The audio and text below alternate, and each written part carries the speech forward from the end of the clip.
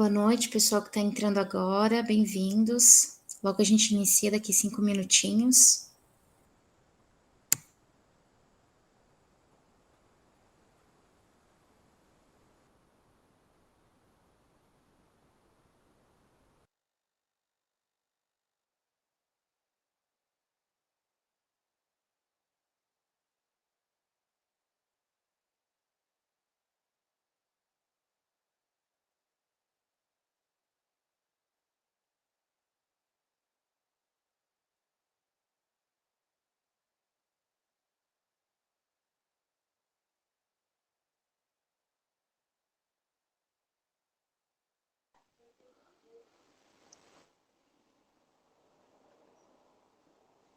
É o pessoal que está todo em silêncio mesmo? O áudio está funcionando aí? Oi, Thiago, boa noite. Está todo mundo em silêncio mesmo? Ah, tá Dá bom. para começar, tá bom? Tá bom. Bem-vindo. Obrigado. Daqui uns 5 minutinhos, 4 minutinhos a gente começa.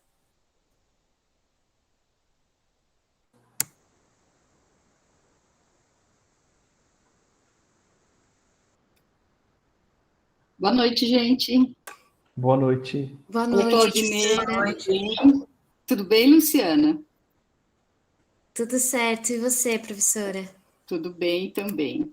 Que bom. E, Luciana, você que está de apoio técnico? Isso mesmo. Então, são duas Lucianas. Uma que vai ser professora para ministrar e a Luciana de apoio técnico. Exatamente. Então, obrigada pela disponibilidade das duas, viu? Pessoal que está entrando também, obrigada.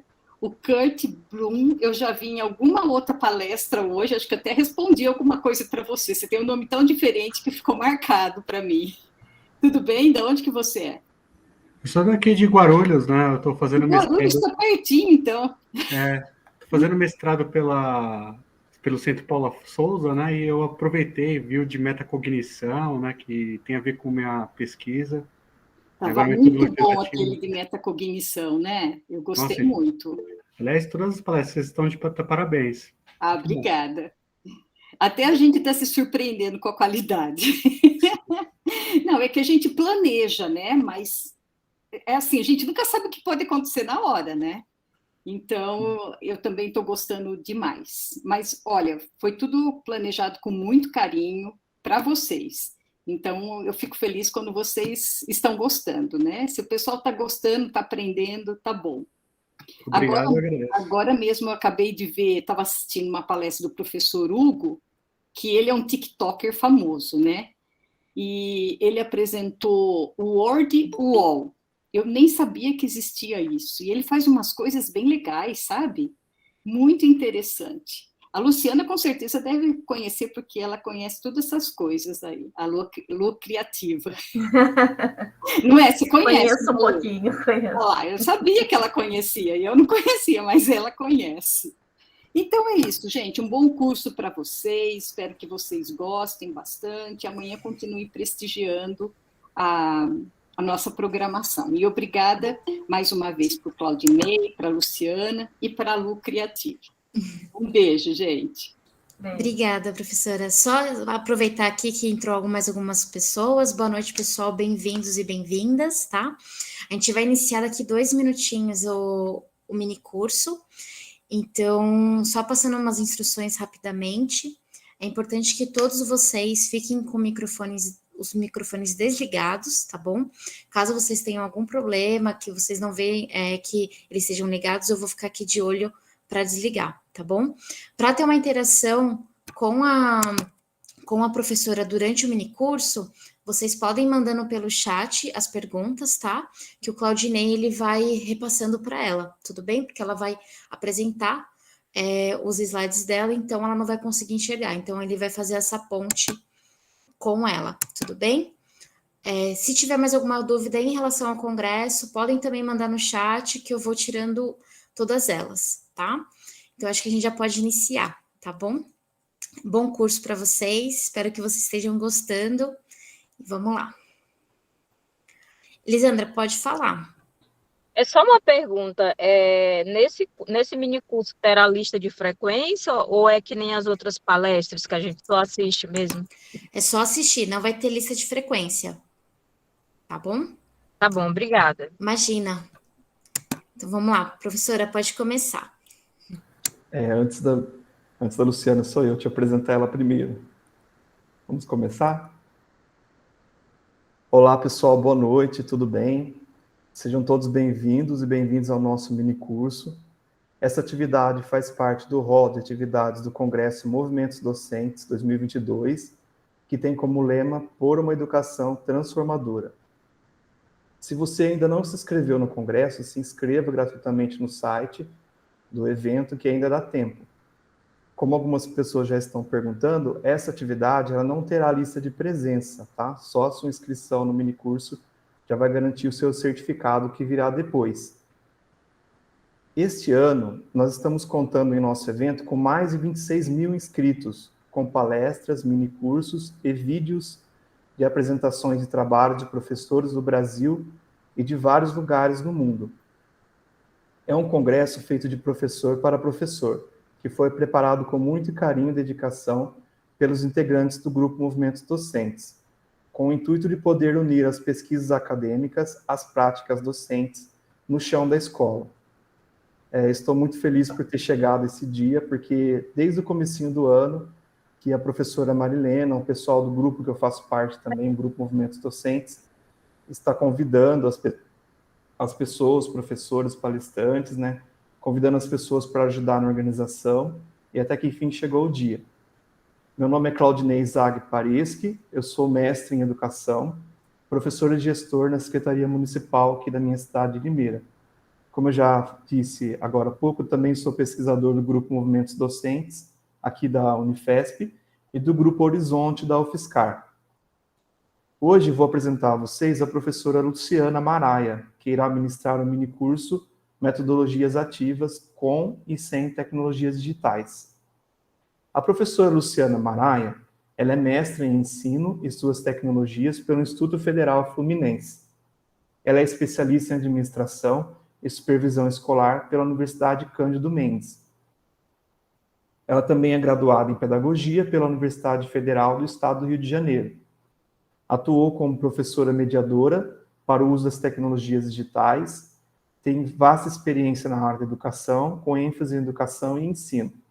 Ela também é revisora da revista científica Ciência e Ideias do Instituto Federal do Rio de Janeiro e da revista educacional interdisciplinar Redim.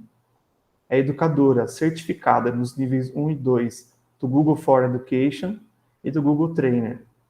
Educadora também midiática pelo Instituto Palavra Aberta e Programa Educamídia. Ela é líder do grupo de educadores Google em campus do Goiatacazes.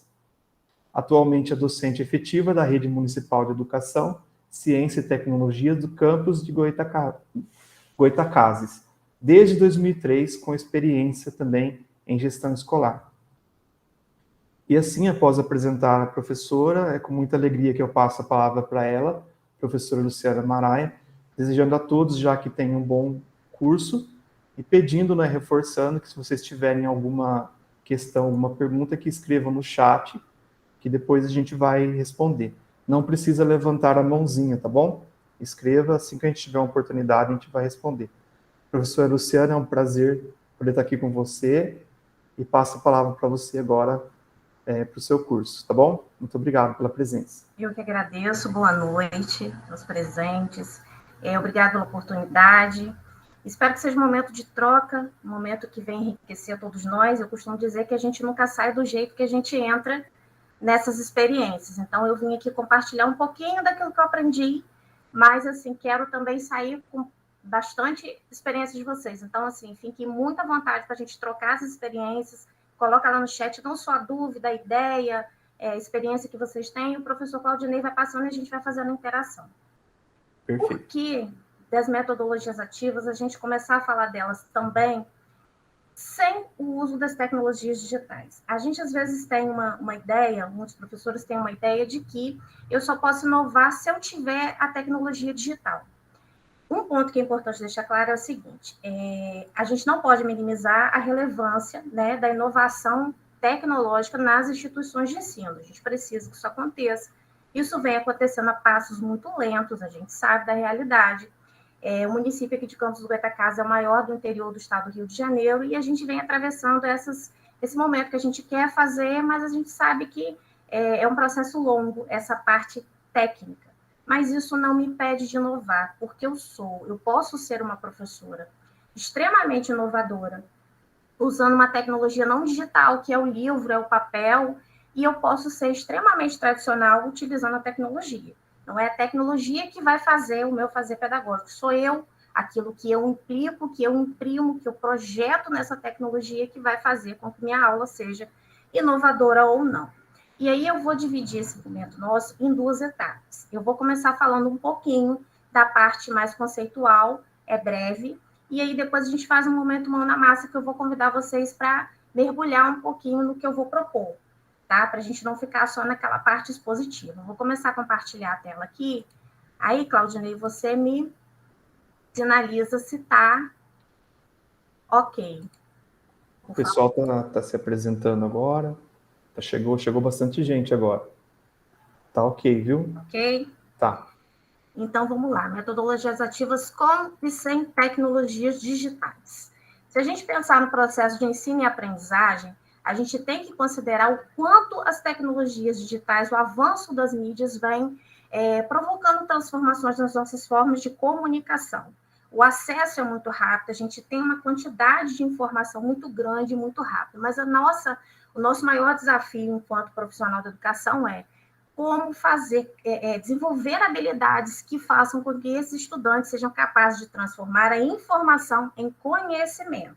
Uma coisa é a informação que a gente tem hoje, muito rápido, em grande quantidade. Outra coisa é você ter o conhecimento, a capacidade crítica, para que você elabore pensamentos mais reflexivos, mais críticos a esse respeito. Então, a gente precisa considerar, independente de você ter a internet, a conexão na sua sala de aula, você precisa considerar que ela, de alguma forma, vai estar presente, nem que seja de uma forma atitudinal, nos seus alunos.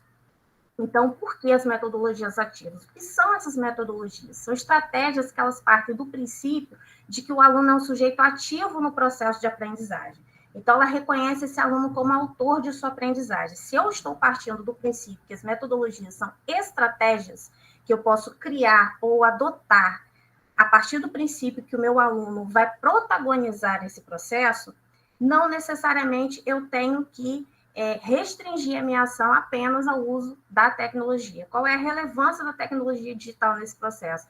Ela potencializa, ela traz mais possibilidades. Mas se eu não tenho, eu não vou ficar inviabilizada de criar uma estratégia metodológica que permita que esse aluno seja ativo nesse processo.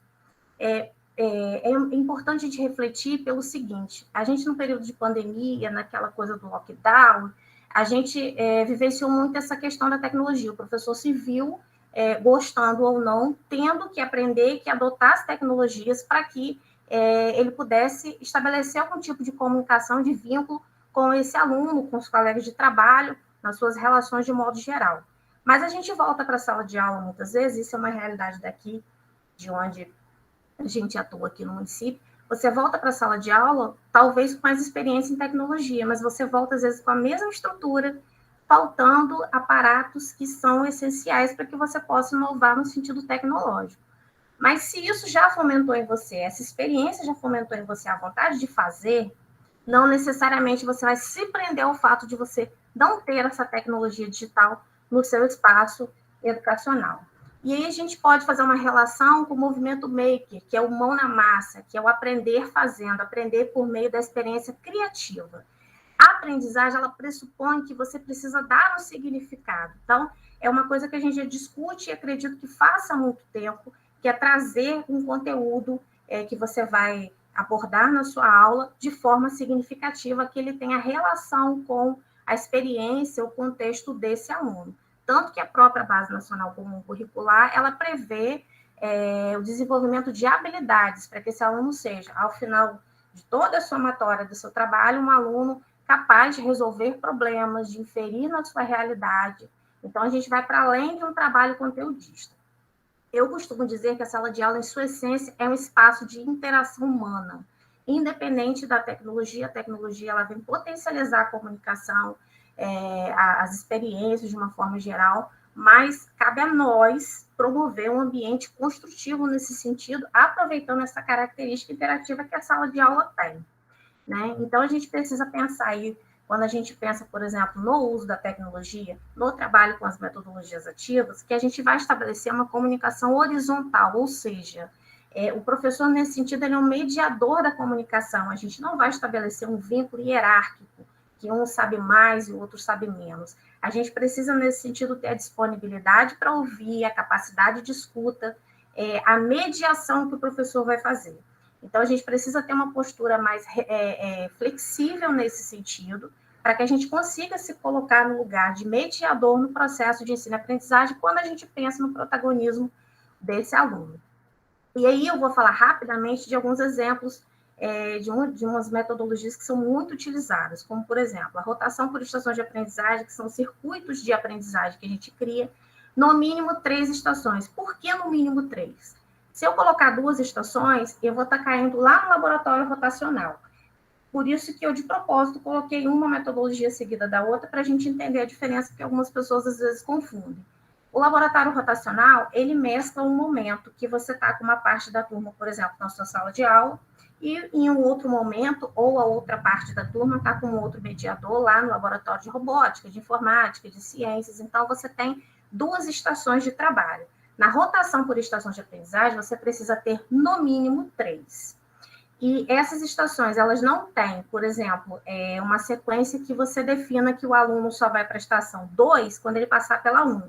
Ela não funciona dessa forma. Você estabelece um tempo determinado para cada estação, de modo que todos os alunos possam passar por todas as estações.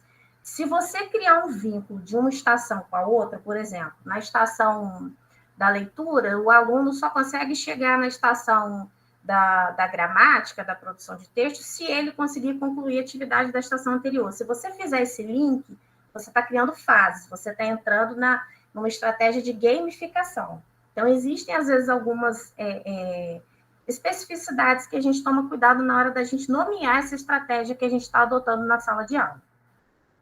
E aí a gente tem a aprendizagem baseada em problemas e em projetos. Elas trabalham com base no desenvolvimento de habilidades para resolver problemas, e pode ser problemas da realidade da sua escola, da sua instituição, dos alunos, problemas com base em problemas reais, problemas que o professor cria, mas o grande desafio é você propor no ensino investigativo, você propor situações desafiadoras que levem os alunos a pensar. Por isso, a gente trabalha com questões muito relacionadas ao contexto desse aluno, para que ele se sinta motivado, desafiado a resolver. Qual é a diferença fundamental entre a aprendizagem baseada em problemas e a aprendizagem baseada em projetos? A aprendizagem baseada em projetos, ela delineia todo um projeto com o desejo de construir um produto final. Ou seja, se você está lá do começo tentando resolver uma situação, problema com a sua turma, um problema que você trouxe, que foi discutido, e aí vocês fizeram, oficinas e pesquisas, e aí você vai propor, a grande diferença é essa, a aprendizagem baseada em projetos, você vai propor um produto final. Se você está trabalhando, no ensino fundamental, aí, a questão do lixo, a questão ambiental, você vai propor como produto final um guia que dê um norteamento para a comunidade escolar de como descartar o lixo, de como separar esse lixo. Então, ele tem um produto final que vai servir para toda a comunidade escolar, para toda a comunidade externa, como uma proposta para minimizar um problema que vocês vêm trabalhando. Diferente da aprendizagem baseada em problemas, que ela não tem necessariamente essa característica, essa obrigatoriedade de desenvolver um produto ao final desses trabalhos. E a questão do tempo que você leva de uma ou com outra vai do número de alunos, da abordagem que você está dando, da profundidade do tema que você propôs, enfim.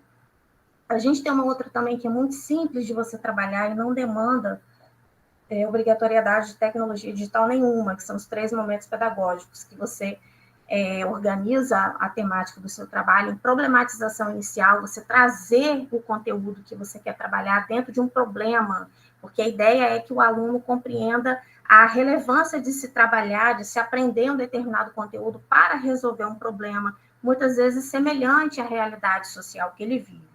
A segunda etapa é a organização do conhecimento, o que ele precisa desenvolver enquanto conteúdo e habilidade para que ele resolva essa problematização que você propôs e aplicação prática depois desse conhecimento. A gamificação, eu mencionei um pouquinho antes, que ela adota a estratégia de jogos em situações educacionais que não necessariamente usam jogos. Algumas pessoas, às vezes, têm o equívoco de acreditar que a gamificação necessariamente vai implicar no uso de um jogo. Existe aprendizagem baseada em jogos que se propõe a trabalhar a aprendizagem com base em um jogo específico ou mais de um jogo para desenvolver um conhecimento, e existe a gamificação. Eu, de repente, não estou usando nenhum jogo, mas eu estou utilizando estratégias do jogo. Por exemplo, trilhas gamificadas, eu estou trabalhando com bonificação, com ranking, com colocação, com fases, você passa... O que é uma trilha? Você colocar fases da atividade, do seu projeto, um elencado ao outro, o aluno só passa de uma fase quando ele passar pela outra, quando ele desenvolver satisfatoriamente a outra, enfim. Então, são estratégias, características que você pega dos jogos, que é uma coisa que motiva muito os jovens hoje, e você traz isso para a sua realidade de trabalho. Com a tecnologia, você vai potencializar, o trabalho vai ficar riquíssimo. Mas se você não tem a tecnologia digital, porque você não tem uma conectividade, porque seu aluno não tem um celular, porque a sua escola não tem um aparato que você precisa, você pode trazer essas estratégias mesmo para dentro da sua sala de aula, mesmo sem essa conexão, sem essas tecnologias digitais. Duas estratégias muito simples, que são muito ricas, o brainstorm, que é conhecido como chuva de ideias. Ela é uma estratégia muito rica quando você vai fazer lá no início, que você vai trabalhar, por exemplo, o seu conteúdo e você quer fazer uma sondagem do que os alunos sabem. E aí eu estou falando, sei lá, de ecossistema, que é o exemplo que eu vou dar ali na frente. Eu estou falando do ecossistema, eu quero saber o que os alunos sabem sobre ecossistema. Será que eles sabem o que eles conhecem, eles sabem especificar o que é fauna, o que é flora? Então, você traz para ele a possibilidade de colocar em termos pequenos ou palavras o que é o ecossistema, ou o que é alguma outra coisa que você propôs. E aí eu vou mostrar lá na frente como que a gente faz essa dinâmica. Árvore de problemas, que também você pode partir do brainstorm e chegar até a árvore de problemas, que é uma outra metodologia, que ela auxilia a compreensão de um problema e faz com que o aluno pense sobre as causas e os efeitos. Eu vou mostrar ali na frente também que ela é muito simples, não demanda nada assim de muito de difícil de trabalhar, nem de grandes recursos. Tem alguma colocação, Claudinei? Por enquanto ainda não. Certo. E eu coloquei um exemplo. Eu ia só comentar com você. Sim. Que quando a gente pensa em metodologias ativas, a gente pensa em algo que é novo, que é moderno, que é algo que é contemporâneo nosso, mas já é uma coisa antiga, né? Sim. Porque é novo, é porque a gente está usando as tecnologias agora para dinamizar as aulas. Mas as metodologias ativas já é desde a época que o Paulo Freire começou a criticar a educação bancária, para dar voz e vez para os estudantes, né? Para eles tentarem criar o próprio conhecimento. Exatamente. Não é algo novo. Hoje existem muitas estratégias. Ali eu falei de algumas, mas tem, assim, inúmeros. Tem stream, metodologia dos 3 Qs, arco de Magalhães, de Gestalt, tem muitas estratégias. E você pode, como professor, criar a sua. A essência é fazer com que o aluno seja o protagonista, que ele tenha que ele seja ativo nesse processo. Aí eu coloquei aqui uma aplicação prática na educação infantil, com estações de aprendizagem. É riquíssimo você fazer esse trabalho, por mais que você pense assim, mas educação infantil é uma fase que você tem, assim, uma riqueza de possibilidades, porque é cientificamente comprovado que é uma fase que eles estão mais aptos à aprendizagem, né? Eles querem explorar o mundo. Aí eu coloquei o exemplo aqui da Base Nacional Curricular, o campo de experiência, espaço, tempos, quantidades, relações, transformações, e 3 habilidades.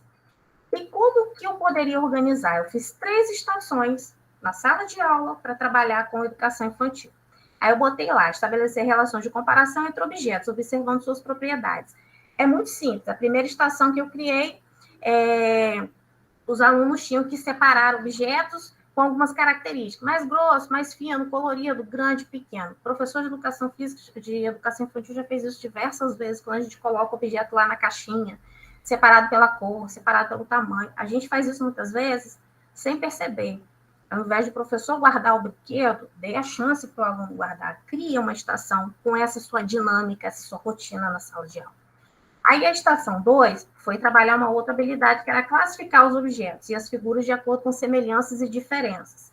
E aí a gente cria uma outra estação, já colocando as formas geométricas planas, para que eles possam comparar um objeto com outro, a bola, o carrinho, o caminhãozinho, o dominó, em qual forma que se assemelha. Então, você cria estações com coisas simples do seu cotidiano, que a gente, às vezes, tem o hábito de fazer, de arrumar a sala, você pode fazer disso um momento ativo dos seus alunos. E a estação 3, eu coloquei expressar medidas. Oi? Tem uma pessoa com o microfone aberto. Depois tem uma pergunta aqui, tá? Eu vou segurar.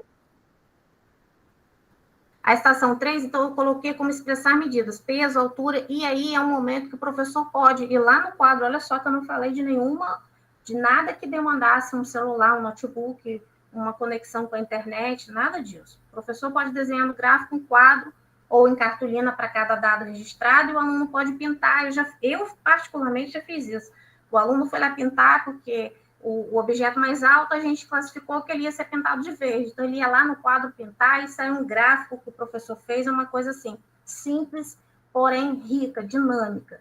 E aí você trabalhou a ideia de gráfico. Qual o tipo de objeto que teve em menos quantidade? Objeto leve, que é o amarelo. O que teve mais quantidade? Objeto grande, que foi representado pela cor verde. Então, é uma dinâmica simples, que às vezes a gente fala assim, estação por rotação de aprendizagem, rotação por estação de aprendizagem. Meu Deus, como é que eu vou fazer isso na minha sala? Não vai dar certo. É uma coisa simples, e isso eu comecei pela educação infantil, para vocês entenderem que a gente pode fazer isso no ensino superior, no ensino médio, na pós-graduação, na educação infantil, independe de idade, depende de estratégia e da sua concepção do que é ensinar e aprender. É a pergunta que você falou que tinha? É da Helenara.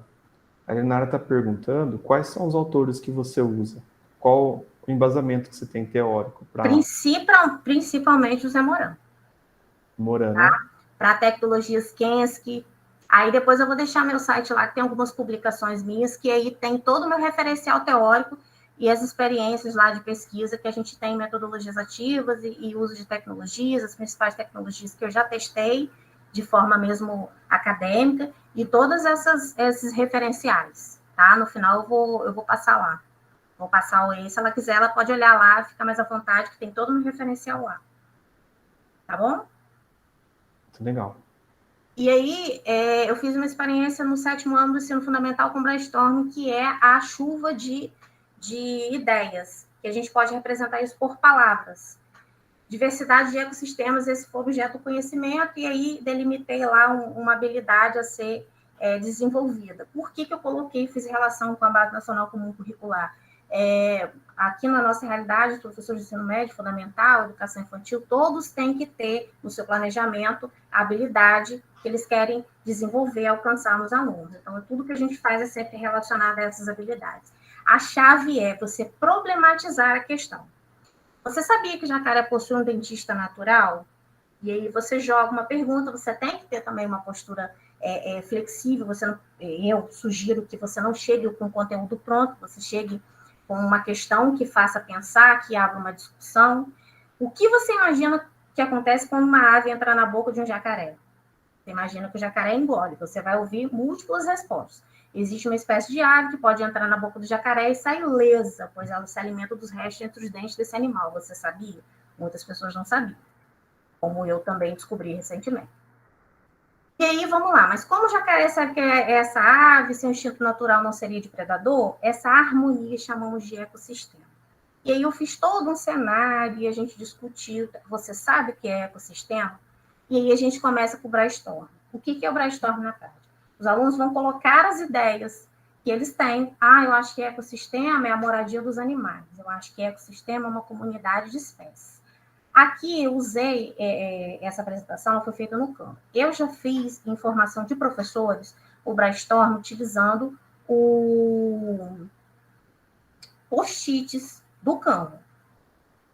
Mas você pode usar post-it de papel, você pode fazer esse brainstorm escrevendo no quadro, se você não tem post-it de papel para colar no quadro, na parede, você pode fazer isso de diversas formas, desde que a gente tenha como princípio, não existe ideia certa nem ideia errada, a comunicação ela é horizontal, aqui a gente não faz julgamento de valor nesse momento do brainstorm, alguém respondeu que ecossistema é um conjunto, está errado.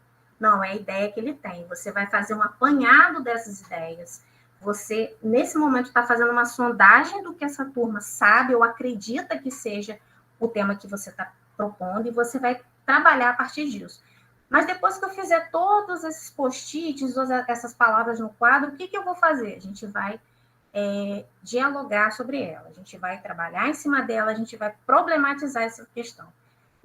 O aluno não precisa se identificar, porque foi Maria que falou que ecossistema é fauna e flora. A gente não precisa dar nome a ninguém. A ideia é captar as ideias e fazer uma chuva de ideias. E isso fica muito interessante quando você está fazendo pessoalmente no quadro. Eu fiz isso em uma formação online com professores, usando os post-its, como foi aqui. Fica bem interessante. Mas, quando você faz isso pessoalmente, o aluno escreve, vai lá no quadro e cola, ou ele vai lá e escreve, é mais interessante quando é no papel, porque ele não precisa se identificar e vai fazendo aquela chuva e vai ficando uma coisa interessante. Você estimula o aluno a pensar e a dialogar sobre a ideia que ele tem, sem que ele tenha medo de alguém dizer que está errado.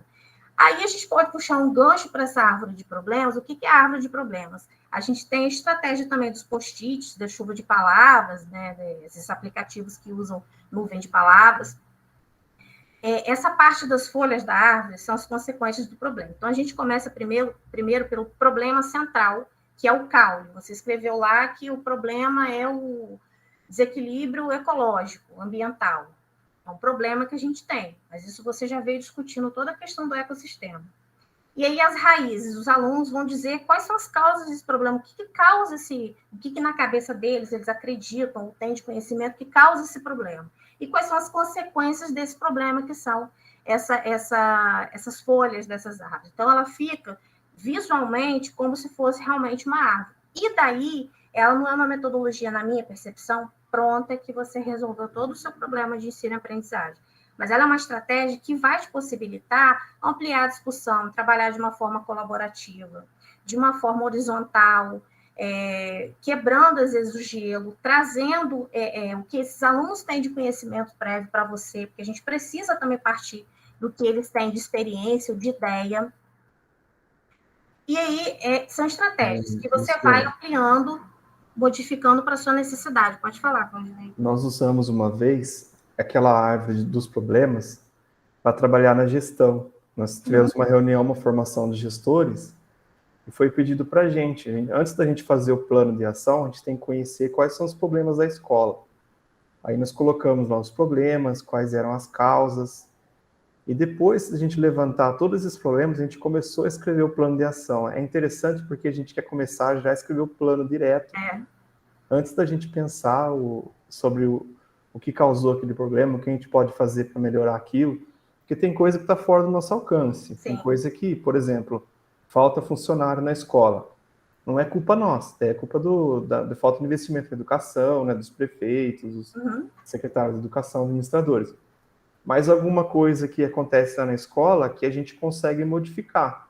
Né? Então, por exemplo, os professores estão reclamando que, não sei, que está faltando água para eles beberem na hora do café, né, que quebrou o bebedouro, um exemplo bobo aqui. Então, é uma ação que a gente pode pensar, tá? Então a gente tem que arrecadar o dinheiro, separar um dinheiro para comprar, para melhorar essa questão do professor. Então, quando a gente levanta o problema nas árvores de problema, fica mais fácil para a gente criar as ações. Eu achei interessante essa metodologia ativa. Ela é ótima. E ela, assim, na maioria dos exemplos que eu li, dos trabalhos, ela foi muito utilizada com equipes mesmo, até para trabalhar no interpessoal. Isso, sabe? Também. Problema de relacionamento, né? E o brainstorming também, porque você vai colocando, você vai captando as ideias que a sua equipe tem acerca de um determinado tema, ou daquilo que acha que tem que melhorar, que tem que investir, e você vai tendo uma visão geral para você fazer o seu planejamento. Então, são estratégias que, se você usar na sala de aula, você consegue ter uma sondagem, pelo menos uma visão geral da ideia, do que eles têm, acerca de um determinado problema, do que eles, qual a expectativa, né? E não existe nesse momento certo e errado. Ah, ecossistema não é isso, está errado. Não. Ele vai descobrir lá na frente o que é exatamente, né? E aí, trazendo assim exemplos de tecnologias digitais, essa apresentação ela vai estar, acho que vai estar disponível, né, o Claudinei, porque eu botei uns QR Codes para dar uns exemplos muito simples de tecnologias que eu também já utilizei.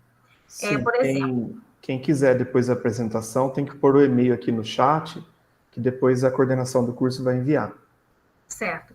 E aí a gente tem aqui, por exemplo, o aplicativo Desenhe Seu Jogo. O que é esse aplicativo? Olha só. Eu coloquei um exemplo aqui, é um desenho no papel, que você pode utilizar 4 cores: preto, vermelho, verde e azul. Isso é um desenho feito à mão, e você pode utilizar desde alunos do ensino fundamental, ensino médio, você fazer uma proposta aí de formação continuada, ou no ensino superior, na pós-graduação, você consegue visualizar tanto numa visão plana como numa visão 3D, como é o caso daquela ali. A cor verde lhe dá um impulso para esse personagem pular, o azul é o elemento que tem que ser destruído, o preto é a base por onde o personagem passa, e o vermelho é onde ele não pode tocar. Então, assim, para você trabalhar tanto com estratégia de gamificação quanto com aprendizagem baseada em jogos, imagina o que é o aluno poder construir esse jogo. Então, lá na apresentação, botei um QR, porque tem um vídeo lá que ensina como que baixa. Ele é muito simples.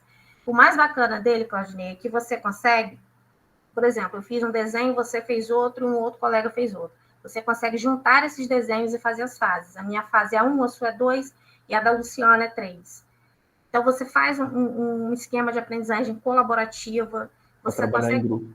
Você trabalha em grupo, você trabalha diversas coisas. Eu trabalhei com uma turma que eu trabalhei questão de ângulos, geometria plana, e, enfim, vai do nível de aluno que você está trabalhando, nível que eu me refiro assim, o ano de escolaridade, né? Se você está trabalhando, de repente, você está dando um curso técnico, você está trabalhando uma questão mais de desenho, aí vai do foco que a pessoa tem. O desenho que você fizer, com as cores que o aplicativo reconhece, ele vai ser escaneado no celular ou no tablet, e você consegue fazer esse movimento do jogo. Então, isso é uma coisa assim, riquíssima de você trabalhar em uma tecnologia que não demanda nenhum conhecimento. Eu não sou expert em tecnologia. Não tem problema nenhum. Isso flui de uma maneira, assim, maravilhosa. E aí a gente tem outras sugestões de realidade aumentada, que você projeta elementos virtuais no ambiente. Ali também, quem tiver acesso à apresentação vai ver como gamificar o Google Classroom, como você trazer a estratégia de gamificação, enfim. E aí, algumas tecnologias aqui eu coloquei, mas o que eu quero realmente é fazer um momento mão na massa. Então, assim, da apresentação da parte conceitual, o que eu quero deixar de conclusão é o seguinte: seu foco deve ser sempre o protagonismo discente, é o aprender fazendo, é dar ao aluno a voz. Tem objetivos claros, a gente não pode se perder no meio da metodologia ou da tecnologia só porque é legal, é interessante, enriquece. A gente precisa ter um foco no objetivo. Propõe situações desafiadoras, não adianta a gente chegar com a metodologia mais interessante do mundo ou com a tecnologia mais inovadora do mundo se você não propor um desafio, você não fizer com que esse aluno ele seja desafiado. A gente, como professor, é desafiado o tempo todo no espaço da sala de aula. Por quê? Porque a gente, às vezes, o aluno chega com informações que, às vezes, a gente ainda nem processou, a gente nem... Porque existe o grupo do WhatsApp, o Facebook, o Instagram, e TikTok, 1000 coisas que você tem que estar muito flexível para essas discussões. Então, são essas habilidades que hoje são essenciais. Explore a interdisciplinaridade. Se antes a gente tinha uma postura de o professor detentor do conhecimento, o aluno chega na escola como principal fonte de informação, hoje a gente não tem mais isso. A escola é justamente o espaço de discussão, muitas vezes, do que ele trouxe lá de fora, porque as tecnologias favoreceram muito esse acesso muito rápido à informação e à desinformação. Eu gosto de uma frase do Moran que diz o seguinte: é importante não engessar o que ainda está em construção. Então, vamos pensar no aluno como ser em construção. Seja ele do ensino médio, seja ele do ensino superior, da pós-graduação, estamos sempre em construção. Então, se você engessa com a sua prática pedagógica, ele não vai... O que vai ser de construtivo? O que vai ser desenvolvido? Qual habilidade que você vai desenvolver? Você mata esse aprendiz dentro da sala de aula pedagogicamente. Então, é importante não engessar o que ainda está em construção. E aí eu vou trazer o momento que eu quero trazer vocês para dentro do ambiente, propondo uma experiência que também não é demorada, com uma tecnologia que é gratuita, tá? Deixa eu... Professora, tem 2 perguntas. Deixa para depois. Não, pode falar, pode falar. Pode. É uma que o Thiago está perguntando se você conhece a metodologia ativa chamada Peer Instruction. Sim, te confesso que eu nunca utilizei, mas sim. Está perguntando o que você acha, se você conhece. Eu nunca utilizei. Eu acho assim, qual é o seu propósito? Qual é o seu objetivo? Qual é a sua realidade? Às vezes eu posso te falar assim, olha, metodologia 3 momentos pedagógicos vai funcionar muito bem na minha turma. De repente, na sua experiência, na sua realidade, não. Eu acho que o foco de qualquer metodologia é você ter a concepção de aluno que aprende de forma ativa. Tudo vai da sua concepção do que é ensinar e do que é aprender. Ensinar não é transmitir, aprender não é receber.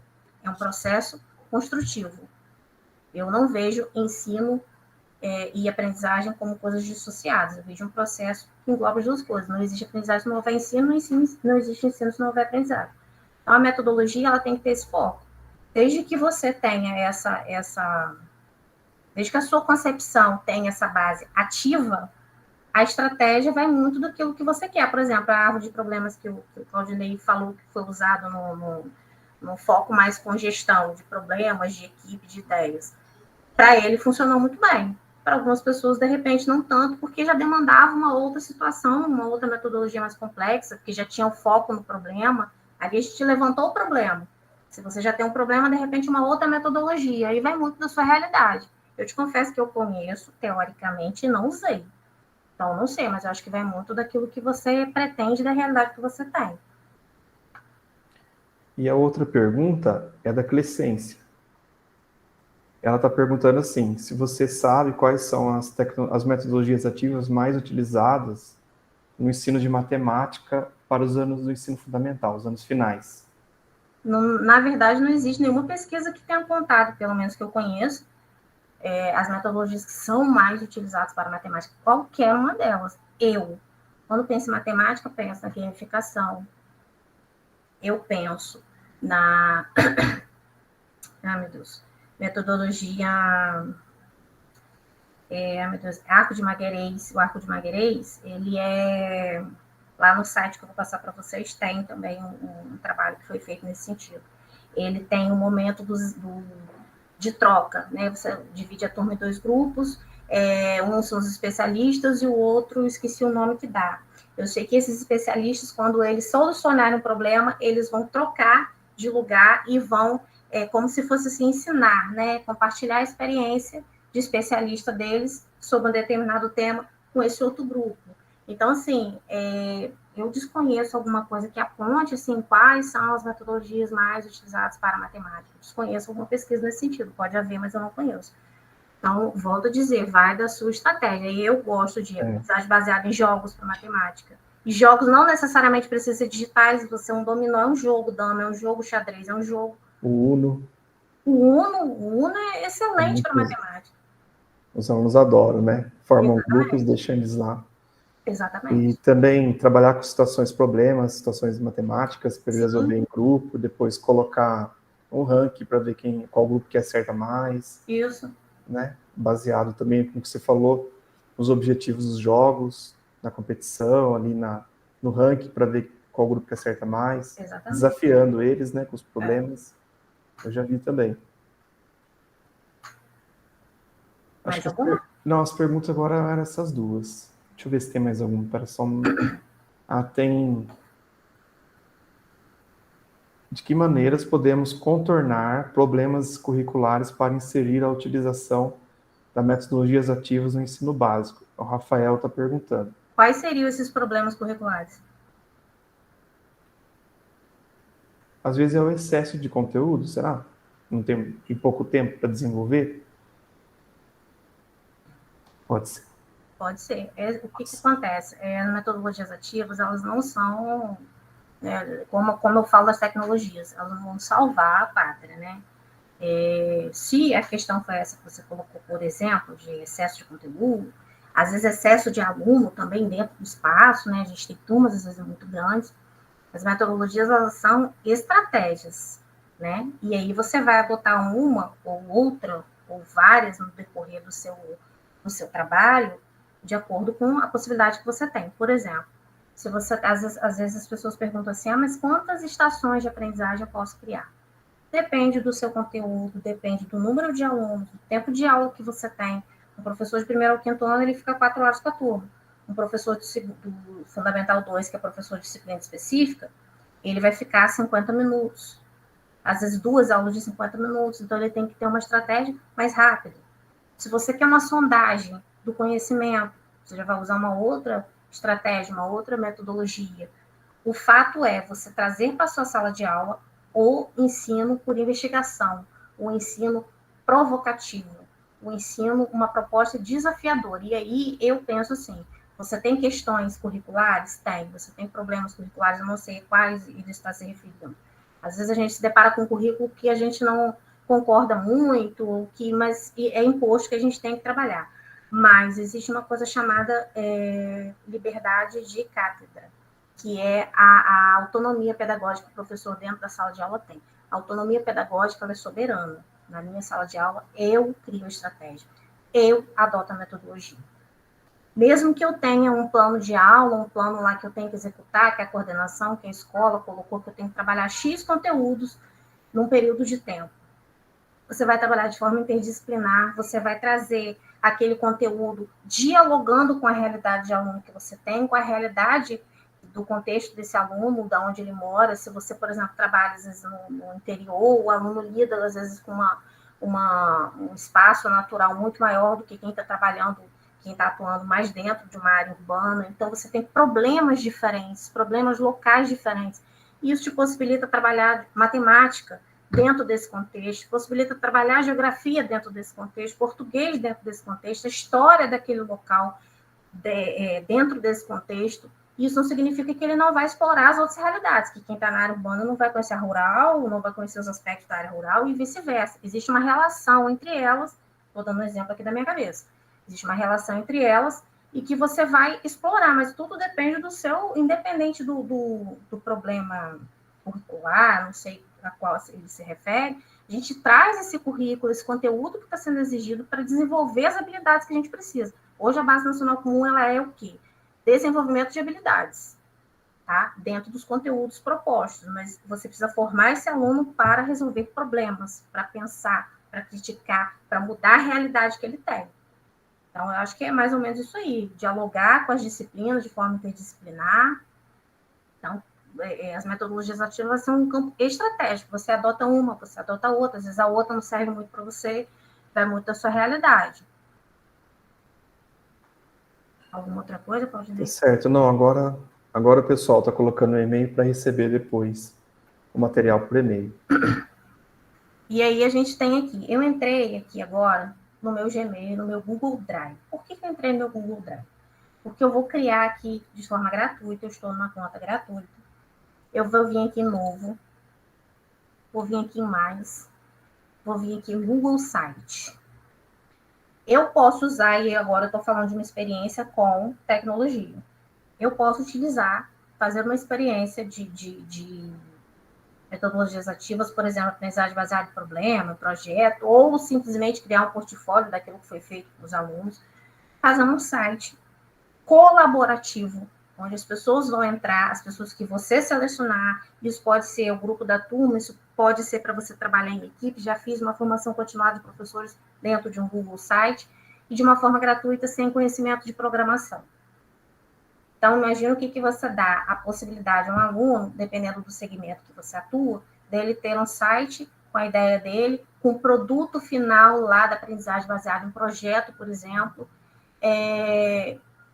de forma visível, ou só para a comunidade escolar, ou visível para a rede de uma forma geral, gratuitamente, e de modo que ele possa projetar o conhecimento dele, construir o conhecimento dele dentro desse ambiente.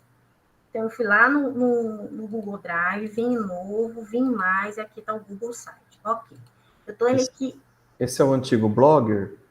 Não, o blog ainda existe. Esse é um site. O blog ainda existe. O blog ainda existe. Eu estou aqui dentro do site, ele está completamente em branco, e isso já é de propósito. Então, a gente vai dar um nome para esse site. Vamos supor que fosse aqui ecologia, né? Estou falando aqui uma coisa aleatória, tá, gente? Pelo amor de Deus. E aí, eu vou começar a trazer movimento, por que eu gosto desse recurso? Eu já tive um site que foi contratado, pago, e onde tinha metade dos recursos que a gente tem aqui gratuito, que você coloca manualmente, sem dificuldade, sem grande conhecimento. Então, eu quero alterar aqui a cara, para começar a trabalhar a cara dessa página. Eu vou vir alterar a imagem, carregar a imagem, e aí eu vou trazer uma imagem do meu dispositivo. Deixa eu ver aqui se eu lembro onde que eu coloquei essa imagem. Deixei salvo aqui. Não me lembro mais onde eu coloquei, Jesus. Isso foi em site. Eu posso botar uma imagem qualquer aqui. Meu Deus. Cadê? Aqui. Eu quero botar uma página aqui de movimento. Olha só o que eu fiz. Eu estou trazendo movimento. Essa imagem eu já tinha pronta. Eu fiz lá no Canva. Salvei em formato de GIF, coloquei aqui dentro. O que eu posso trazer de conteúdo para cá? Eu vou começar a deixar a página inicial pronta para poder trazer os alunos aqui para dentro para a gente discutir, criar um projeto ou uma página para informar a comunidade escolar sobre os problemas ambientais e propor algumas soluções para que isso fique visível e aí vai ser apresentado lá no projeto, enfim. Seja lá o tema que for. Isso aqui para o ensino superior também é incrível. Eles têm mais habilidade porque são adultos. E aí eu quero trazer, por exemplo, para cá, um texto que eu deixei pronto lá. Então, a gente trabalha sempre com a barra lateral direita. Eu estou aqui em inserir. Eu posso trazer grupo retrátil, índice, carrossel de imagem, botão, que é aquele clique aqui para levar a pessoa para outro lugar, link de redes sociais, eu quero lá colocar o Facebook, o Instagram, enfim. Mas eu quero trazer um documento que ele está pronto. Esse Docs, ele está dentro dessa conta do Gmail, de onde eu acessei o Google Site. Então, eu quero esse documento que está aqui, que eu deixei já pronto. Ó, eu tenho um texto aqui, já em aberto, já digitado. Eu tirei, eu coloquei a fonte. A gente tem que tomar cuidado que tudo que a gente vai jogar, de repente, aí na rede, que fique de forma visível para as pessoas, a gente precisa colocar a fonte. Eu coloquei lá embaixo. Tá? E é um ponto positivo de você trabalhar isso com os alunos. Você está trabalhando aí de uma forma... com base na educação midiática, enfim. E aí eu coloquei aqui um texto, deixa eu ver como é que ele está ficando, eu vou clicar aqui em cima, ó, pré-visualizar. O site, a princípio, está ficando dessa forma aqui. Fechei. Mas aí eu quero colocar mais alguma coisa, porque eu quero provocar os alunos, eu quero trazer uma imagem mais provocativa. Eu continuo aqui no inserir, posso trazer, por exemplo, uma imagem. Eu vou trazer uma imagem, vou carregar a imagem. Queria trazer do Google Drive, na verdade, que eu acho que eu salvei. Deixa eu ver se eu acho ele aqui.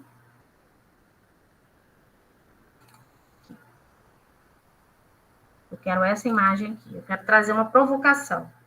Planeta Terra, um lado aqui os animais e metade do planeta Terra aqui sufocado. Tudo que eu estou fazendo aqui é manual. Então, quero trazer uma imagem para provocar e trazer uma discussão com esses alunos. Ok, por enquanto eu não compartilhei com os alunos, está aqui. Tudo estou fazendo aqui no meu planejamento de aula, deixei a pastinha lá pronta e tal. E aí, eu quero... o site geralmente tem aquelas páginas, por exemplo, o meu aqui, ó, página inicial, formação docente, aquelas abinhas que a gente vem puxando e tal. Eu tenho como fazer isso? Tem tanta página aberta aqui que eu já me perdi onde que eu estou. Aqui. Então, a gente vem aqui, ó, em páginas. Eu estou aqui na página inicial. Eu posso inserir uma página menor, uma subpágina dentro dessa página, ou uma página nova. Por enquanto, eu quero uma página nova. Como eu vou trabalhar com os alunos em grupo, e aí eu vou colocar que o grupo 1 vai falar de ecossistema. Aí eu fiz uma divisão lá na turma, e aí os grupos vão entrar nas suas respectivas páginas, né, subpáginas. Aí eu dividi, são 3 grupos, a página inicial, ecossistema, problemas ambientais, e mais uma aqui falando das soluções. Isso tudo, a gente trabalhou lá na sala de aula, a gente discutiu tudo que tinha para discutir, e aí a gente vem dividindo os grupos, e cada grupo vai ficar responsável por alimentar uma parte dessas páginas, ou subpáginas. E aí eu quero mudar aqui, por exemplo, ecossistema, eu quero botar uma outra imagem aqui. Soluções. Eu venho aqui alterar a imagem, carregar, tudo isso a gente vai pegando à medida do que a gente vai trabalhando. Ó, vim aqui, mudei, estou sempre colocando imagenzinha com movimento para vocês verem como ele pode ser dinâmico. Vou buscar lá, por exemplo, no YouTube, um vídeo qualquer aqui só de exemplo. Lógico que se a gente está preparando uma aula, você está planejando isso melhor, né? Então, vamos botar aqui, problemas ambientais. Vou colocar esse aqui, desequilíbrio ecológico. Copiei o link. Voltei lá na ecologia, eu quero colocar esse vídeo aqui para chamar esse aluno para discussão. Então, eu venho aqui inserir novamente. Eu tenho aqui, ó, YouTube. Colei o URL, inseri, ó, o vídeo aqui. Selecionar. E aí, a gente vai colocando isso aqui manual, pode falar. O pessoal tá falando que tá achando legal esse recurso, que não conhecia. Eu também não conhecia, não. Não, ele é muito simples. Você vê que a gente não tem nenhum conhecimento, assim, de programação para fazer... Isso aqui, gente, vocês podem usar para divulgar o trabalho de vocês. Quem trabalha com vendas, às vezes faz alguma coisa extra, para fazer formação continuada, para divulgar a página da instituição, portfólio, enfim. Esse site aqui, que depois eu vou deixar uma coisa para vocês, ele é todo feito nele, ó. Formação docente, tutoriais, os guias, as publicações, as coisas para as pessoas acessarem, tudo eu fiz aqui dentro desse Google Site, tá? Então, assim, ele é riquíssimo de conteúdo e é simples da gente manusear. E aí você pode mudar aqui, ó, o fundo, colocar o estilo diferente para mudar a cor, enfim. Aí a gente vê aqui como é que tá ficando. Deixa eu ver como é que tá. Aqui, botei uma página aqui, fala um vídeo para poder discutir. Aí tem a parte do ecossistema aqui que alguém vai entrar e vai fazer e tal. Mas aí vem o grande lance, porque eu quero trabalhar de uma forma ativa. Eu não quero eu fazer o site, não, o site pronto. Eu quero construir isso com a turma. O que eu vou fazer para poder eu conseguir colocar as pessoas aqui dentro? Eu vou fazer com vocês de uma forma simples, que é copiar e colar o link. Mas quando você está trabalhando com uma turma, o ideal é o quê? Você inserir essas pessoas para evitar de o link, um colega passou para o outro, daqui a pouco tem gente mexendo no site que você não sabe nem a quem. Então, o que você faz? Partilhar com outra pessoa. É igual quando a gente partilha um documento lá do Google Drive, você vai vir aqui e vai colocar o e-mail da pessoa. Vou botar aqui Só quem você quiser. Só quem você quiser. Essa pessoa, ela vai editar ou ela só vai ler as publicações? Eu quero que ela edite. Enviei. A pessoa vai receber o convite lá no e-mail, certo? Como aqui, eu vou fazer de uma maneira mais rápida para que vocês possam entrar e mexer, enfim. Eu vou copiar e colar e vou colocar lá no chat, tá? Rapidinho aqui. E eu peço que quem puder, por favor, entra e mexe. Mas mexe mesmo. Tira o vídeo que eu coloquei, bota outro, insere outra coisa. Pode colocar calendário, eu quero botar uma agenda aqui de uma reunião que vai ter, ou de um passeio que vai ter, e você pode colocar calendário. E aí, vamos supor que eu dividi essa turma em grupos, e aí eu tenho o grupo 1, que vai falar das soluções dos problemas ambientais, o grupo 2 vai falar dos problemas ambientais, e o grupo 3 vai falar de ecossistema. A página inicial eu botei aquela de uma forma mais provocativa, dei uma ideia geral, enfim. E aí eu quero que vocês entrem, porque eu gostaria muito que vocês vissem como que vai aparecer aqui as pessoas mexendo, o histórico desses movimentos. Você, como professor, como o proprietário, né, a pessoa que abriu a página do site, você vai conseguir ver nos históricos as alterações, histórico de versões. O aluno está mexendo lá na casa dele, que você deu lá uma semana para esse site ficar pronto. Ele está mexendo lá na casa dele. E aí, no horário que você não está mexendo. Mas quando você entrar, além de você ter essa atualização no seu e-mail, fulano de tal alterou, inseriu, vai aparecer também no histórico de versões. É uma maneira de você acompanhar o trabalho que está sendo feito. Você sabe que quem entrou, quem não entrou, quem modificou, quem só entrou e viu. Então, ele é bem rico nesse sentido. Então, eu queria que quem puder, por favor, clicar no link e entrar para começar a fazer alguma alteração. Luciana, eles estão Professora, falando você tem que aqui. dar o acesso para a gente. Eles estão enviando o e-mail para você dar o acesso. Não conseguiu por aqui, não? Ele Pelo pede, link, não. você precisa ter Mais acesso. rápido pelo link, tá? Solicitar acesso. Eu vou parar de compartilhar a tela aqui um minutinho só para ir colocando vocês aqui, tá? Senão vai ficar aparecendo a tela do Meet aqui toda hora. Espera um pouquinho. Alguém colocou o e-mail aqui? Coloca o e-mail para mim. Vou mandar o meu só para você. Prof, você deixou o link como modo de edição? Sim. Não, não, você não colocou. Para mim aparece como modo de edição, por isso que eu não estou entendendo. Lá embaixo, acho que você está como só leitor, você tem que tirar e colocar editor.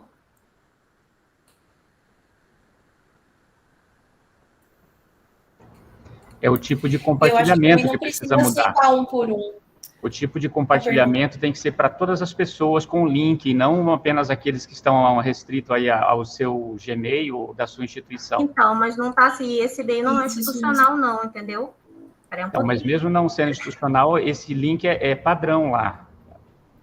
Para você tem que liberar quando você passa um link para todos com um link. Então, querido, mas aqui está dando como editor e não tá aparecendo para vocês. Ó, tenta clicar novamente. Deixa eu botar o link novamente aqui. Já liberou, pessoal, pode acessar. Ó, vou compartilhar a tela para quem não estiver participando perceber como que ele vai entrando. O que eu fiz? Eu tive que botar restrito e liberar de novo, porque eu não sei por que não estava aparecendo. Olha só, tem 10 pessoas, 11. Ó, o que acontece? Como não são pessoas que eu coloquei manualmente, como eu falei com vocês no início aqui, ó, não são pessoas nem dos meus contatos, nem fui eu que inseri, não vai aparecer necessariamente o nome, ó, vai aparecer tudo como anônimo, porque não são pessoas que estão relacionadas a mim. Quando você coloca a sua turma, você já tem esses e-mails com os contatos, e você vai adicionar, e vai aparecer, se seu nome está lá no e-mail Pedro, vai aparecer que Pedro entrou aqui e Pedro está digitando. Olha só, alguém já mudou aqui o cabeçalho, a página. Pode adicionar mais página, tá, gente? Ó, se eu quero adicionar uma subpágina, que são aquelas páginazinhas menores aqui, dentro de uma página maior, você vem em página, passa o mouse, o cursor em cima de onde você quer adicionar, ó, tem 3 pontinhos. Adicionar subpágina. Vou botar aqui, propostas, por exemplo. Então, quando você vir aqui, ó, em soluções, já aparece uma setinha, aparece uma subpágina. Ele é muito simples de você trabalhar. Ó, alguém colocou aqui, grupo de discussão. Tem 23 pessoas aqui, ó. Mas é para modificar mesmo, gente. Ó, colocaram aqui planeta azul, problemas ambientais. Ó, se essa pessoa que está mexendo aqui tivesse relacionada a mim, eu tivesse inserido, ou ela tivesse os meus contatos, ia aparecer exatamente o nome da pessoa que está mexendo. Então, a gente consegue fazer esse controle, ó, histórico de versões. Depois que atualizar, tá, vai aparecer certinho quem é a pessoa que está mexendo quando você está... quando você adiciona a pessoa, né? Você mesmo coloca ou você mesmo tem esses contatos. Aqui aparece como anônimo porque eu não tenho, olha só, tem gente mexendo, mudando a imagem, tá? Aí vocês podem pensar assim, a diferença, Claudinei, quando você perguntou do blog, o blog você tem a opção de colocar comentários, né? No site você não tem, mas o que a gente cria de estratégia? Alguém colocou um mapa aqui de Bauru. O que você cria de estratégia? Eu estou aqui na página, vamos ver aqui em soluções. Eu quero colocar, por exemplo, vou inserir, eu posso trazer, por exemplo, um formulário. Ó, deixei até aqui um de exemplo pronto. Nesse Google Formulário, vai aparecer aqui, ó. E você, o que faz diante do desequilíbrio ambiental? Coloquei um vídeo lá no formulário, o nome completo, e a pessoa vai comentar, mencione pelo menos 3 fatores que causam desequilíbrio ecológico ambiental e propõe pelo menos uma solução. Então, se você colocar o formulário tiver editável, a pessoa vai entrar, a pessoa que vai visualizar lá o site depois de publicado, eu vou mostrar como que a gente publica e como a gente despublica.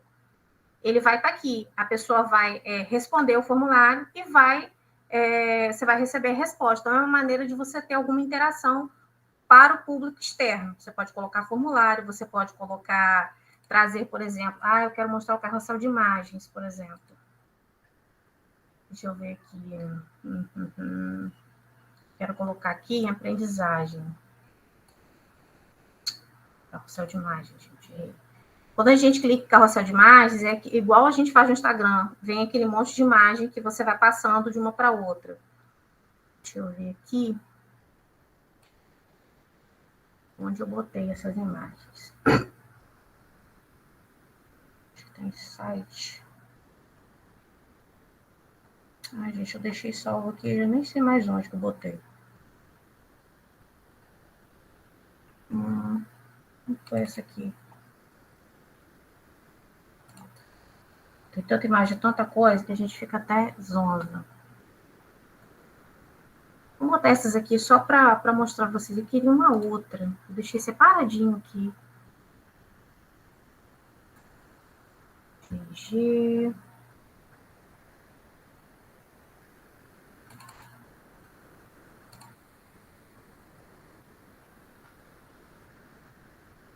Vamos ver pra cá.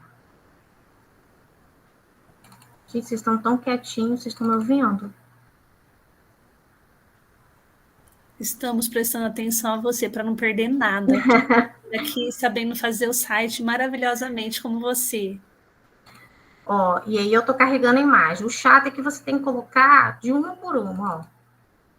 Aí eu separei aqui só para vocês terem noção. Você vai colocando a quantidade de imagem, vai colocando. E aí o efeito que ele dá no final é muito bacana. Eu tô colocando aqui aleatoriamente. É lógico que se a gente for fazer um carrossel, a gente vai fazer direitinho, bonitinho, com as imagens certinhas. Vamos parar aqui. E você pode ir ajeitando, A primeira é essa aqui de ecologia, eu vou arrastar aqui para cima, enfim. A segunda, sei lá, só para vocês verem a possibilidade que a gente tem. Aí inserir. Ele tá aqui, Aí eu quero ele grande, isso é um carrossel de imagem. Opa. O carrossel de imagem. E aí, vamos ver como é que ficou, para vocês entenderem qual é a visualização das pessoas quando elas forem ver. Meu negocinho travou aqui, gente. Essa internet, eu tô com muita coisa aberta. O que acontece? Carrossel de imagem é aquele que você vai clicando, você vê que tem 3 pontinhos aqui embaixo, você vai clicando, ele vai passando as imagens. A internet já tá no limite. Olha ele aqui, ó. Aí tá falando de ecologia, o que é aquecimento global, tudo isso tá lá na página do site. Então, olha como ele é um recurso rico, simples de você usar, rico no sentido de possibilidade, mas simples de você utilizar, né, sem grande conhecimento. Olha só, alguém colocou aqui, esse botão, por exemplo, você pode tanto trazer o leitor, quando ele for acessar e clicar no botão, você pode trazer essa pessoa para uma outra página, ou você pode trazer essa pessoa, por exemplo, eu quero que a pessoa visite esse link aqui. Vamos botar aqui. Clique aqui. E aí, eu quero colocar um link, eu não quero que ele vá para uma outra página, eu quero que ele seja redirecionado para esse vídeo que eu coloquei. Então, botei aqui, pré-visualizar, clique aqui, a pessoa entrou lá no link que eu sugeri. Então, tudo isso são possibilidades. E aí, vamos supor que aqui a gente tivesse todos esses grupos aqui lá na sua turma e cada um ficou responsável por uma discussão, por uma solução. Lógico que você vem trabalhando isso dentro da sala, no seu projeto, na sua aula, na sua turma, e aí estão aqui as pessoas que passaram por aqui, certo? Então, o que você vai ter? Eu quero publicar essa página. Como que eu vou fazer para publicar essa página? Alguém tem alguma dúvida até aqui? Vocês ficaram tão quietinhos e pararam de mexer?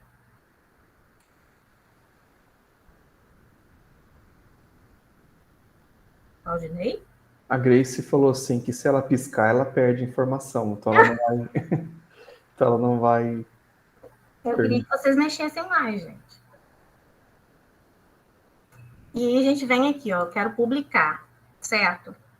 eu quero dar um nome para ele. Ele vai ser Eco 2023. Vamos ver se já existe isso aqui. Está liberado, aparentemente. Então, o que acontece? Ele vai ter esse nome aqui, ó, porque eu estou na versão gratuita. Então, ele vai ter site.google.com/view/eco 2023. Ah, Luciana, mas eu quero ter um www.eco2023.com.br. Aí você vai comprar o domínio. Isso é pago. Tem domínio aí que é R$70 por ano, R$50 por ano, enfim. Mas isso não prejudica em nada o seu marketing, a sua divulgação, o seu trabalho. Como a gente está usando tudo gratuito, vamos lá. Aqui aceitou Eco 2023. Publicar. Publicando. Está na rede. Olha ele aqui. Se eu passar esse Eco 2023 para as pessoas, deixa eu botar no chat para ver se abre para vocês.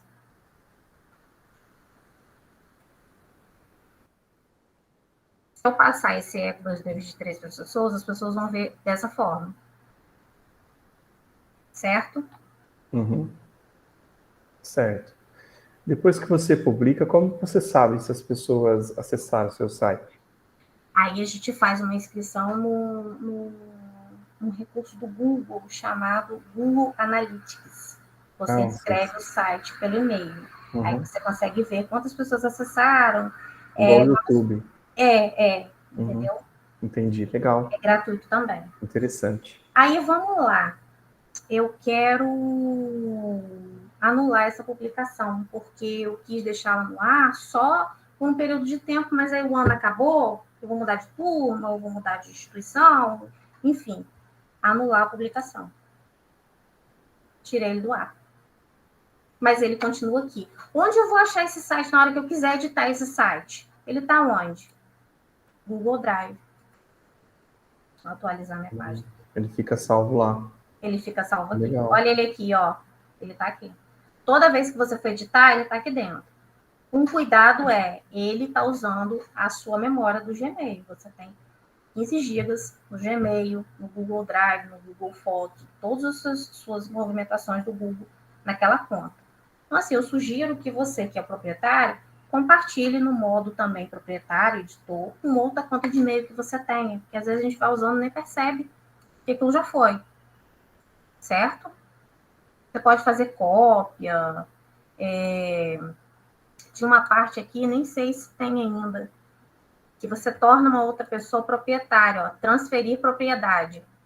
Eu fiz o site e tal, mas aí eu não vou estar mais naquela turma, naquela instituição, mas o trabalho vai prosseguir sem mim, com outra pessoa. Eu vou transferir a propriedade para outra pessoa. Botei o Claudinei aqui e aí ele vai assumir daqui para frente. Quando eu inserir o e-mail dele aqui, eu transfiro a propriedade para ele. Tá? Ou para um outro e-mail que você queira, se você achar que você está perdendo um pouco ali da memória, você precisa usar uma outra conta. Então, tudo é a estratégia, um jeitinho que a gente vai criando.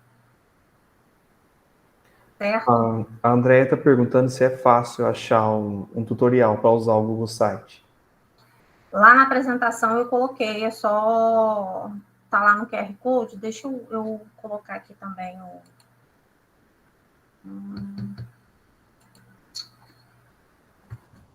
Quanta conta?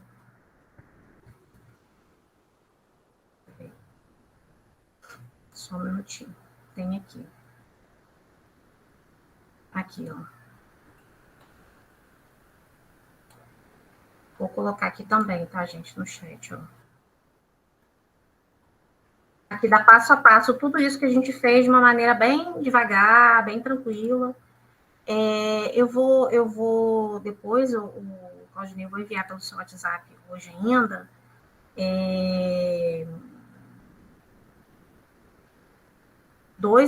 Três materiais que eu queria que você enviasse por e-mail das pessoas, dando umas dicasinhas, por exemplo, ó, guia para a utilização do Google Slides para a criação gráfica da metodologia Árvore de Problemas. Como que você pode trabalhar a árvore de problemas usando o Google Slides, fazendo aquele esqueminha da árvore como a gente fez.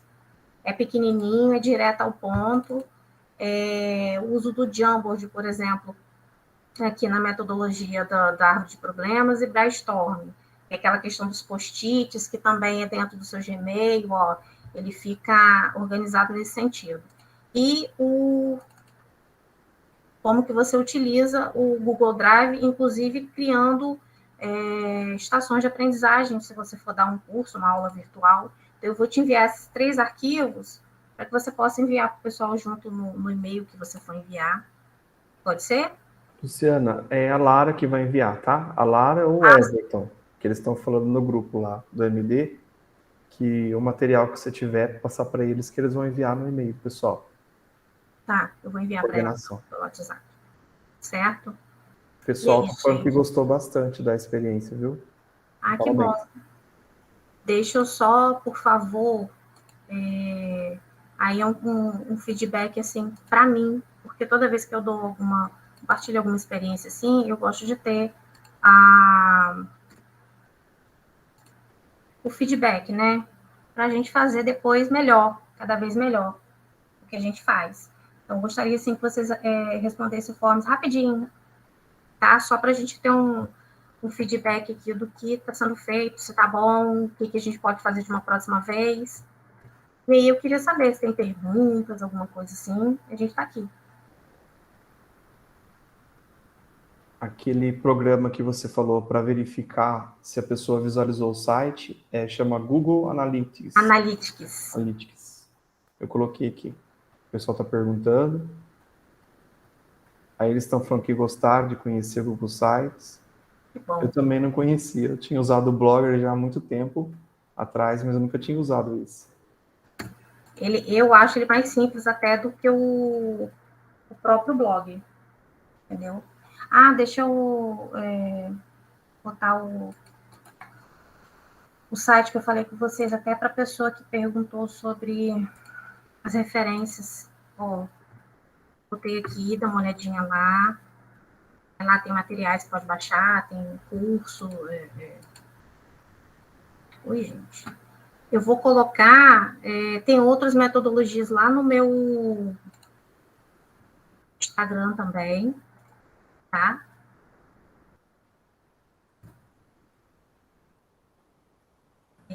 Deixa eu ver se eu acho aqui. Ó, lá no Instagram que eu coloquei para vocês vão achar também outras metodologias que eu compartilhei e que eu já trabalhei, ó. Metodologia dos 3 Qs, que é qual é o problema, qual é a solução, qual é o resultado, como que a gente pode trabalhar. Tem alguns recursos lá interessantes para quem tiver interesse, quiser, tá? Pode comentar, a gente responde, eu compartilho com vocês, tá? Deixa eu interromper o compartilhamento aqui.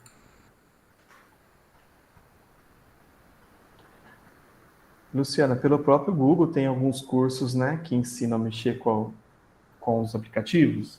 Eu estava dando uma olhada nisso daí. Tem sim. Tem no próprio site do Google. Tem uma parte lá, que se o nome não sei o que lá, Center, tem uma parte sim. Mas muito eu acho que como se diz? É prática, né? Você mexendo, você fazendo, você, né? Fazendo as oficinas com os alunos. Isso. Vendo que dá certo, como a gente fez agora, vendo que precisa mexer. A Carla perguntou sobre se eu já falei as metodologias ativas sem recursos digitais. Sim. Aí, Carla, o pessoal está colocando e-mail aqui porque o pessoal da organização do congresso envia por e-mail a apresentação. Aí lá tem uma partezinha prática também que eu dei exemplo de como a gente implementar essas metodologias também sem a tecnologia digital, sem conexão, tá bom? Perguntas, pessoal? E a cultura maker, professora? Tem mais alguma coisa para falar? A cultura maker é basicamente o mão na massa, né?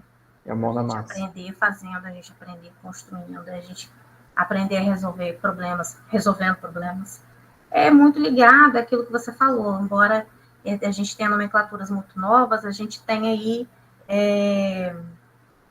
uma base lá em Paulo Freire, já criticava a educação bancária depositária e já tinha propostas de uma educação mais ativa.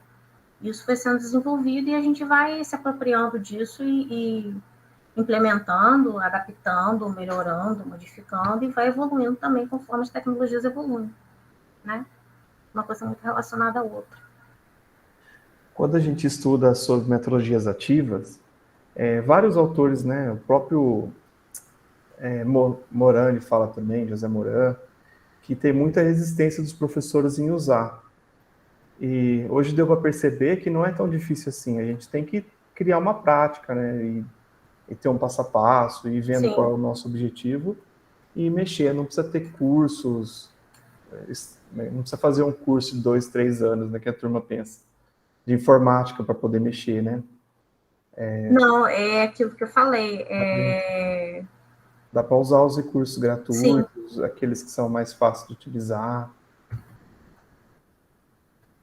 Tem um termo que chama tecnofobia, que é esse termo mesmo, que é uma fobia que as pessoas têm, o medo de mexer, né, de fazer alguma coisa errada, de estragar o computador, de pegar um vírus, de chegar lá e os alunos não queriam fazer o que a professora pediu e tentar fazer outras coisas. Mas hoje em dia quando você trabalha, né, cultura maker com os alunos, tem o passo a passo e eles vão seguindo. Eu já vi. Algumas vezes a gente usa bastante aquela Escola Games, que é um site que tem bastante jogos. Uhum. Aí eu pensava assim, como alguns professores pensam, né, que os alunos iam entrar e fazer o que eles querem lá, ia mexer com outras coisas. Não, eles ficam ali, você passa a instrução, você fala para eles o que eles têm que fazer e eles fazem. É bem interessante. Vou colocar o link aqui, ó. Não sei se alguém conhece. Ele, a princípio, era só para matemática. Betânia, eu vou te responder, tá? Ele era só para matemática, é o khanacademy.org. Hoje ele tem português, ciências, acho que história, arte, e aí ele é uma plataforma gamificada, que você cria a sua aula, a Ângela conhece. Você cria a sua aula, você cria a sua turma, você pode exportar isso para o Google Classroom, ou exportar a sua turma do Google Classroom para dentro desse ambiente. Você vai criando a sua aula e você vai propondo quais são as atividades. E aí tem os desafios. Quanto maior a pontuação, o aluno passa de fase, ganha avatar. É bem interessante. E tem todas as explicações. Tem vídeos para todas as aulas. Tem uma parte teórica para todo o conteúdo. E aí vem a parte prática que ele vai fazendo. Isso da educação infantil até ensino médio, formação de professores também. A Ângela Betânia perguntou se tem alguma experiência de uso de metodologias ativas com atividades corporais. Se você cria rotação por estação de aprendizagem, cada estação sua pode ter uma proposta de atividade corporal. Se você cria... deixa eu ver a outra aqui que eu falei. Se você falar da gamificação, você pode adotar a estratégia dos jogos, só que com as atividades corporais. Colocar uma dinâmica, uma competição, contagem de tempo, quem faz tal coisa em menos tempo. Tudo isso você só muda o foco. O conteúdo é diferente. Eu poderia estar trabalhando matemática, história, você está trabalhando atividade física. A estratégia é a mesma, só que com conteúdo diferente. A Silvia está comentando que nunca fez uma atividade com game, mas ela pensa em fazer. E ela agradeceu o estímulo. Eu acredito que, assim, tudo no começo é difícil, a gente fica com um pouco de receio, mas depois acaba virando comum. Sim. A gente precisa estimular mesmo os nossos professores a perderem um pouco desse medo de entrar nesse mundo, né? De modificar um pouco as aulas. Porque o que acontece? O estudante hoje, ainda mais depois da pandemia, ele teve mais contato com o mundo, com a internet, com a cultura digital. Daí ele chega na escola, se a gente dá uma aula muito mecânica para ele, só a gente falando, comentando, uma aula bancária, como a gente comentou, conteudista, ele se desinteressa pelo conteúdo, se desinteressa pela aula, daí ele começa a faltar, ou quando vai lá, ele pega o caderno, começa a desenhar, fazer outras coisas, porque aquilo não está mais interessante para ele. E quando a gente traz algo mais dinâmico, quando a gente traz metodologias ativas, é lógico que não tem como trabalhar isso todo o tempo com eles, né? Tem hora que a gente tem que falar um pouco, tem hora que a gente tem que pedir para eles desenvolver algumas atividades aí que é ele, né? Para ele poder atingir as metas da escola, porque tem, que nem o pessoal estava comentando aqui, a escola às vezes lá tem um currículo que tem que cumprir, então não dá tempo de fazer algumas coisas diferentes. Mas o diferente é você fazer o diferente cumprindo o currículo. Isso. Entendeu? É você trabalhar o conteúdo que você tem que trabalhar de uma forma dinâmica. Não é? A metodologia ativa não é algo à parte do currículo. É para trabalhar o currículo. Isso, é para trabalhar o currículo. Mas às vezes, assim, por exemplo, eu entendi o que eles quiseram dizer no começo.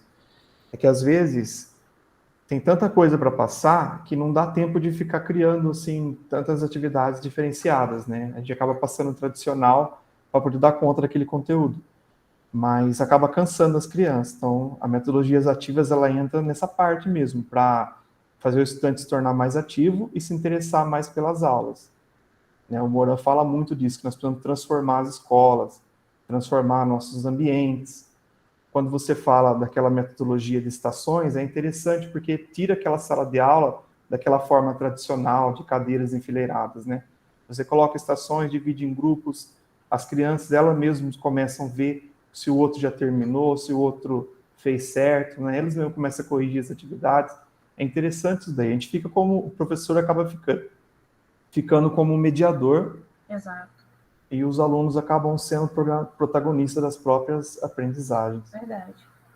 A Grace perguntou sobre Geniali. Sim, conheço sim. Às vezes a dificuldade que você está tendo é falta de prática. Tem vezes que a gente quebra a cabeça dessa. Eu já entrei várias vezes na mesma plataforma para criar conteúdo, como é o caso do Geniali, e a gente vai pegando devagarzinho, né? Com a experiência. Vai surgindo ideias, você vai mexendo uma hora dá errado e a gente aprende no erro, mas tecnologia, seja ela qual for, é a prática mesmo. Teve uma colega que falou sobre trabalhar com jogos, né, que tem dificuldade em trabalhar com games, essas coisas. Tenta o aplicativo Desenhe Seu Jogo. Ele é muito simples, o aluno desenha, você escaneou o jogo, o aluno começa a jogar em cima daquilo que ele desenhou. É incrível. E não precisa, assim, de conhecimento praticamente nenhum.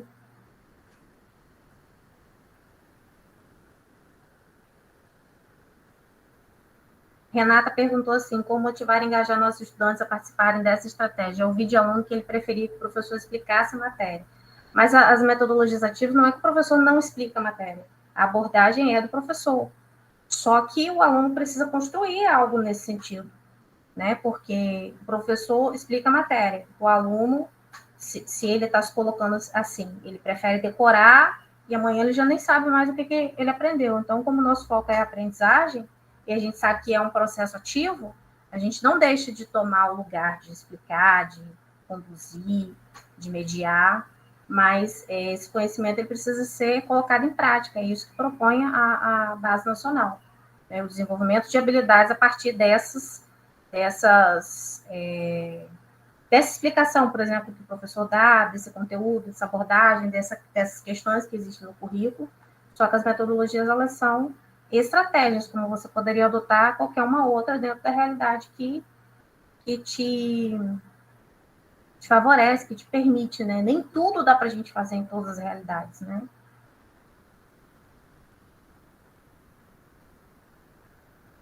Estava lendo aqui os comentários.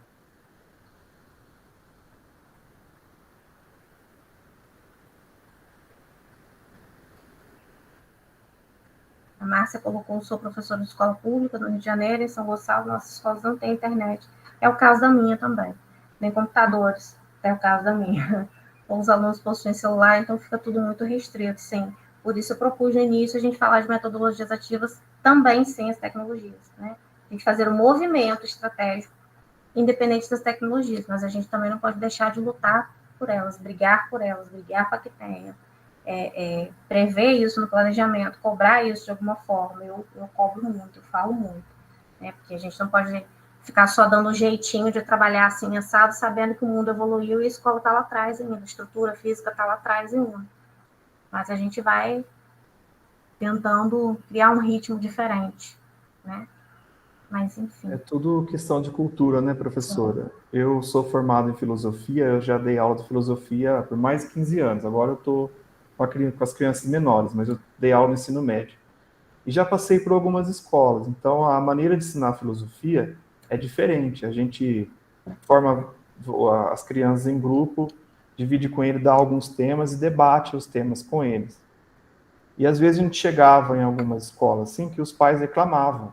Que os pais falavam assim, mas não tem nada no caderno desse estudante.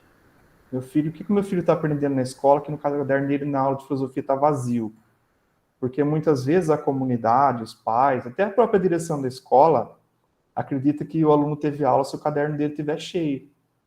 E às vezes ele tinha aula, mas era uma aula mais dinâmica, uma aula mais teórica, uma aula mais de discussão em grupo, né?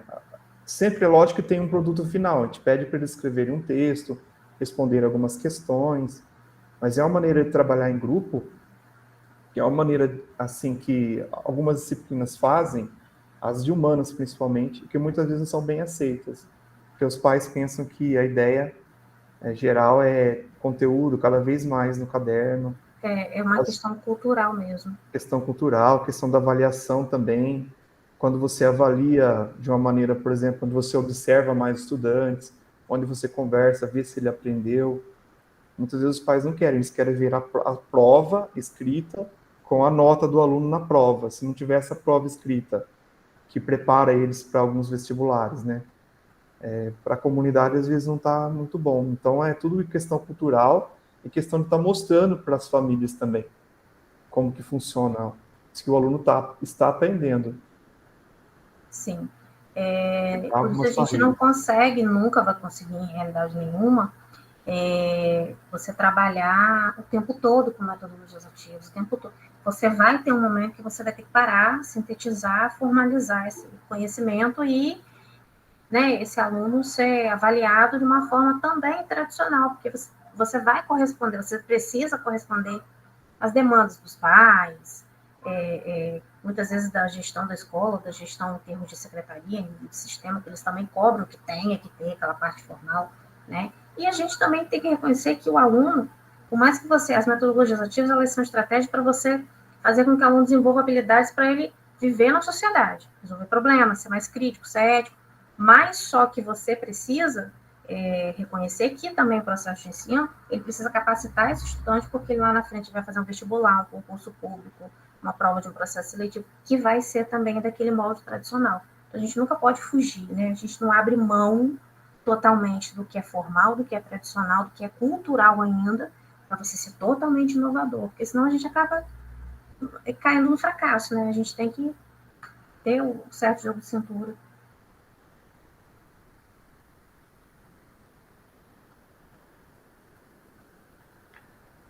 A Sandra está perguntando se tem metodologias ativas mais indicadas para o ensino superior, principalmente para curso de psicologia. Não tem metodologia ativa, na verdade, seja indicada para o curso superior ou para o ensino fundamental, por exemplo. Qualquer uma daquelas que eu situei ali no contexto do ensino fundamental, da educação infantil, ela pode ser trabalhada. Por exemplo, quando eu conheci rotação por estação de aprendizagem, eu conheci no mestrado. Mas já apliquei em ensino fundamental, já apliquei com curso de formação de professor e já apliquei em educação infantil. Entendeu? Uhum. Metodologias ativas, Elidineide, ela não pressupõe necessariamente o uso de internet. Elas são estratégias para você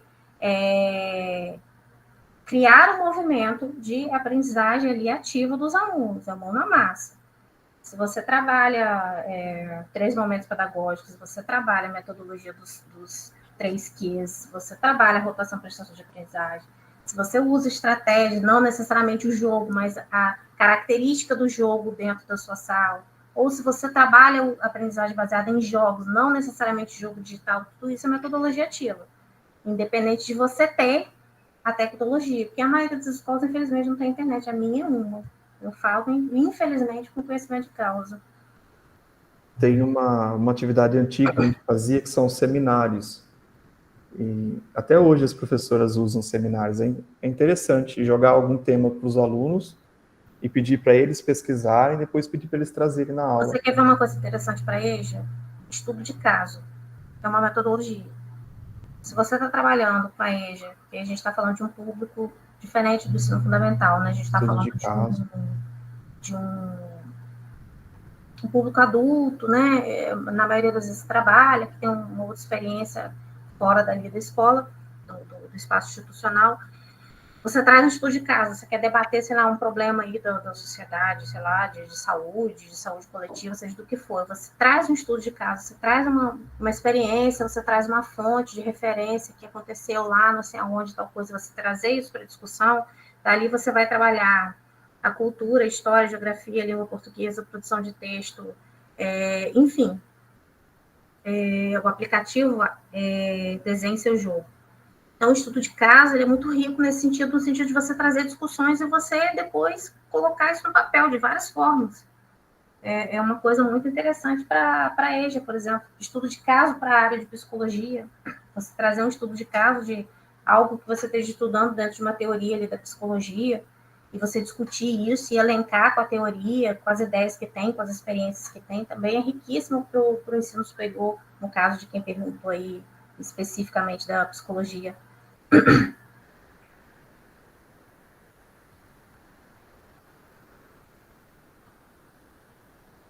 Tem uma pessoa que levantou a mão. Você vai abrir o microfone para ela falar? Sem problema. A Mariana. Pode falar, Mariana. Acho que ela já colocou ali também. Somos ganhadores do Prêmio Sebrae de Educação 2022. Somos de escola pública, sem PC e nem internet. Gostaria de colaborar com a minha experiência possível.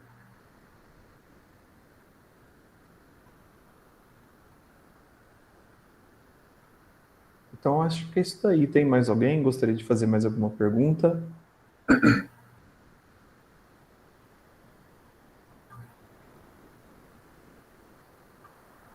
Não? Então, podemos partir para o encerramento, professor Luciano? Pessoal, mais uma vez, muito obrigado a presença de vocês aqui. A gente apresentou algumas coisas, assim, importantes a respeito do conceito de metodologias ativas. A gente acredita que a gente conseguiu atingir o objetivo do nosso curso, né, do nosso minicurso, que seria estar passando para vocês algumas ideias. A ideia do site foi muito legal, teve muitas respostas aqui no chat que as pessoas gostaram. E daqui para frente agora é a gente ir desenvolvendo, buscando pesquisar mais sobre o assunto, quebrando um pouco esse preconceito que há de estar usando a tecnologia na educação. Eu agradeço a professora Luciana por ter aceitado esse desafio de estar participando, viu, professora Luciana? E a senhora pode estar encerrando agora com o pessoal. Eu agradeço a participação, né, a disponibilidade, a mediação de vocês, né, o suporte aí que a Luciana deu, a mediação do Claudinei, isso faz toda a diferença, né, a gente cria um ambiente leve de interação para que a gente saia realmente com um pouquinho mais de maturidade, de conhecimento, de aprendizado, né? Então, assim, obrigada pela oportunidade de poder compartilhar um pouquinho, assim, das experiências, das coisas que eu vivi. Os comentários, eu estou falando com vocês, estou lendo os comentários. Aprendi 1h30 que não consegui aprender na disciplina, que bom. Enfim, queria agradecer e parabenizar aí a organização do congresso. Eu participei no anterior também, e é sempre muito gratificante, faz a gente crescer muito, e a organização, assim, impecável. Eu sugiro que quem está aqui participando, participe dos outros também, porque é incrível, a gente só tem a ganhar. Isso, a Luciana colocou as redes sociais aqui no chat para vocês entrarem. Procure lá no Facebook, o grupo Movimentos Docentes. Tem bastante novidade lá. A Mariana está sempre postando algumas notícias sobre educação. E para vocês também fazerem parte do grupo, dessa comunidade que está crescendo cada dia mais. Tá bom? Pessoal, obrigada pela presença de vocês. Só queria fazer um convite que amanhã vai continuar o congresso, né? E ele começa às 9h da manhã com a palestra da Viviane Mosé, com a temática de a urgência de uma educação transformadora. Então, a gente espera vocês lá também. E muito obrigada por hoje. Boa noite para vocês. Boa noite. Boa noite, gente. Obrigado. Boa noite. Elisandra, se quiser falar, pode abrir o microfone.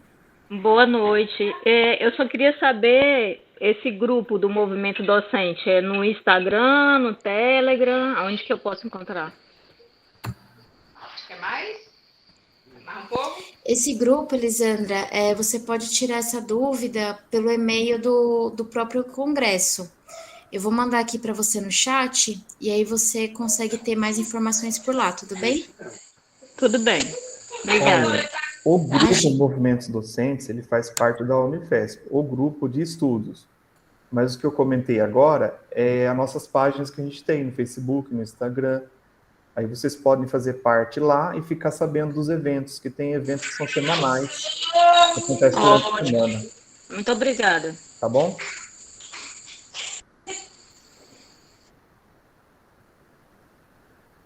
Acho que é isso. Podemos encerrar, então? Podemos, então. Obrigado, Boa noite, pessoal. Boa Muito noite. obrigada.